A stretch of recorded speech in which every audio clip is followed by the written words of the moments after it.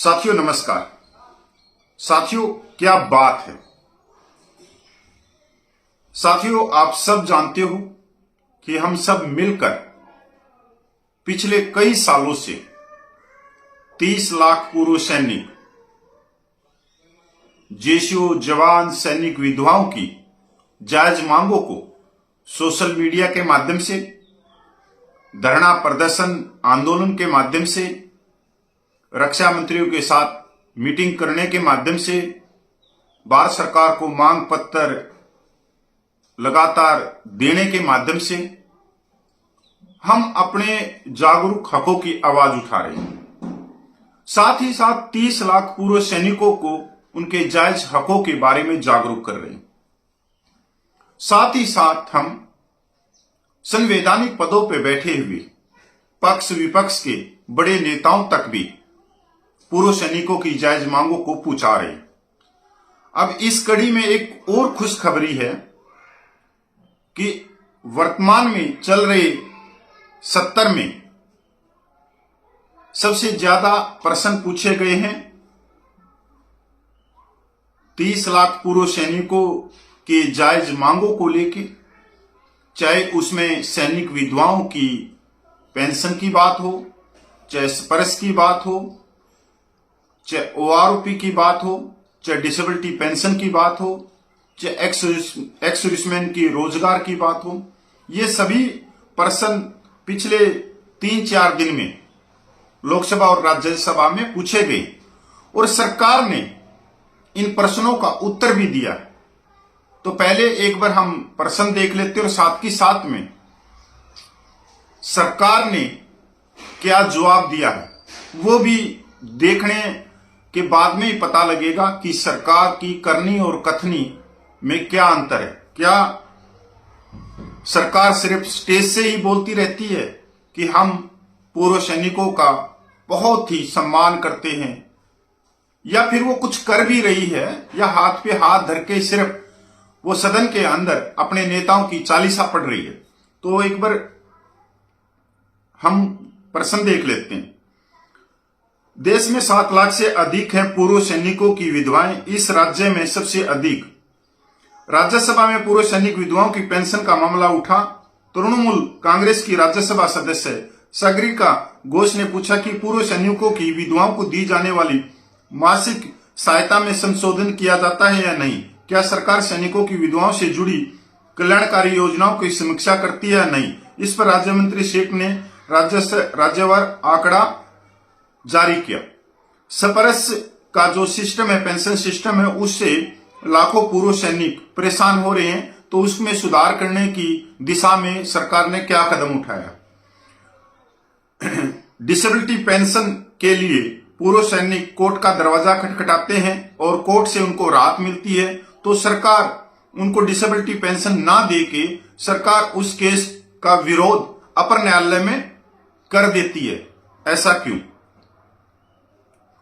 सरकार ने राज्यसभा में बताया कि 31 दिसंबर 2024 तक देश में पूर्व सैनिकों की विधवाओं की संख्या 7,40,766 है। रक्षा मंत्री संजय सेठ ने सोमवार को उच्च सदन में एक प्रश्न के उत्तर में बताया और राज्यवार आंकड़ा भी साझा किया। सरकार के अनुसार सबसे ज्यादा पंजाब में पूर्व सैनिकों की 75,821 विधवाएं हैं। उत्तर प्रदेश में 70,071, केरल में 71,570 और बिहार में 12,558 है। संजय सेठ ने तृणमूल कांग्रेस की सागरिका घोष ने पूछा था कि पूर्व सैनिकों विधवाओं को दी जाने वाली मासिक सहायता में नियमित रूप से संशोधित किया जाता है या नहीं। क्या सरकार युद्ध में शहीद सैनिकों की विधवाओं और सशस्त्र बल कर्मियों के परिवारों के लिए कल्याणकारी योजनाओं की समीक्षा करती है या नहीं।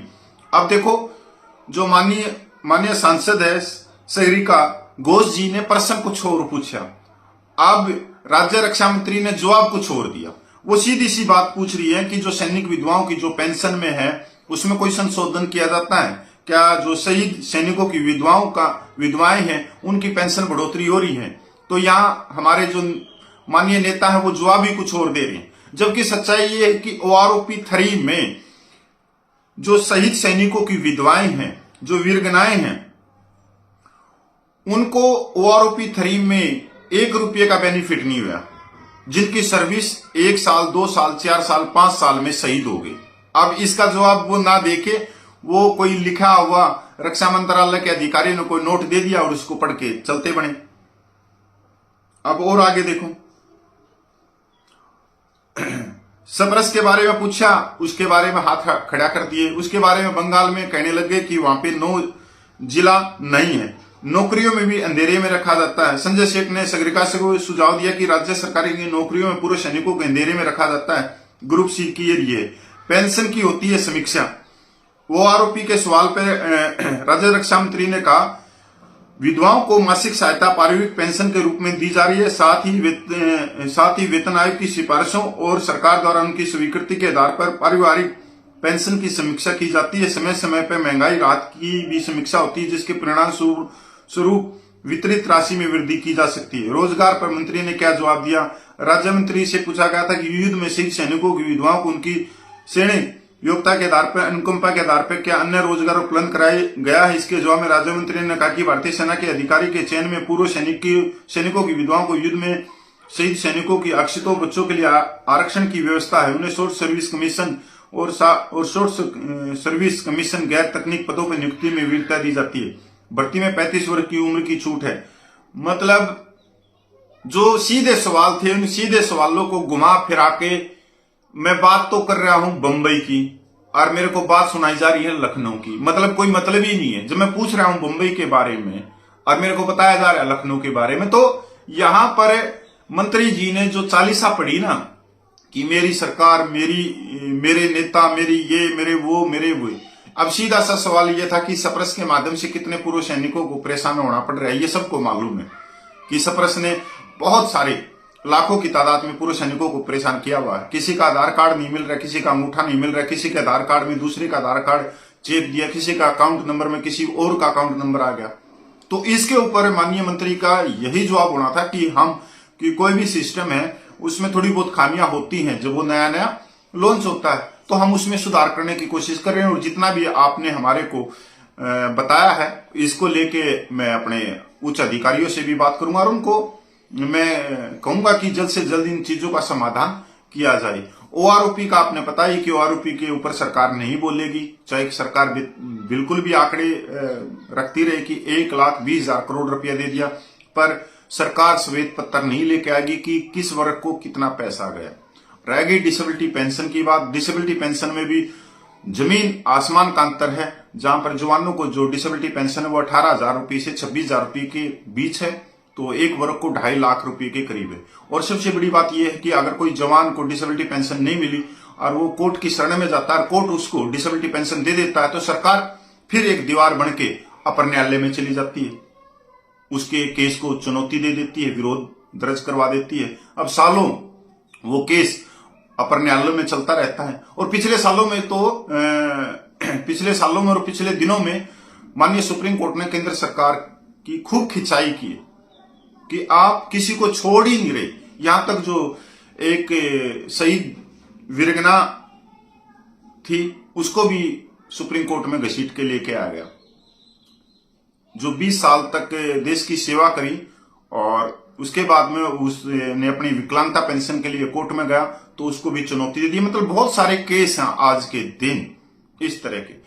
पर साथियों, इसमें सबसे अच्छी बात यह है कि जो बातें हम आज सोशल मीडिया के माध्यम से आए दिन उठाते हैं, आप भी उठाते हैं, मैं भी उठाता हूं, सभी मिलजुल कर धरना प्रदर्शन भी करते हैं, सब कुछ करते हैं, कोट टाई पैंट वालों को छोड़ के। जो बातें हमारे अंदर थी वो बातें आज के दिन सदन के अंदर कही जाने लग गई। तो ये एक बदलाव नहीं है क्या? 76-77 साल हो गए देश को आजाद हुए और आज तक कभी जो 30 लाख पूर्व सैनिकों की मांगे थी, जो जायज बातें थी, उनको कभी सदन के अंदर उठाया नहीं गया। तो ये बदलाव ही तो है कि आज ये बातें सदन के अंदर भी गूंजने लग गई। तो एक दिन ऐसा भी आएगा कि ये विसंगतियां दूर भी होंगी, न्याय भी मिलेगा, असमानता दूर होगी तो समानता भी आएगी।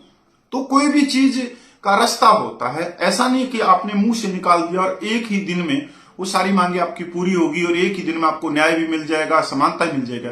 नहीं, इसके लिए सालों चलता है कि सालों लग जाते हैं किसी को समझाने में। अभी तो हमारे को 15-16 साल हुए होंगे संघर्ष करते हुए तो आज के दिन अगर 15-16 सालों में अगर सदन में ये गूंजने लग गई जवानों की जायज मांगे, तो आने वाले समय में ये पूरी भी होंगी, इसमें कोई दो राय नहीं।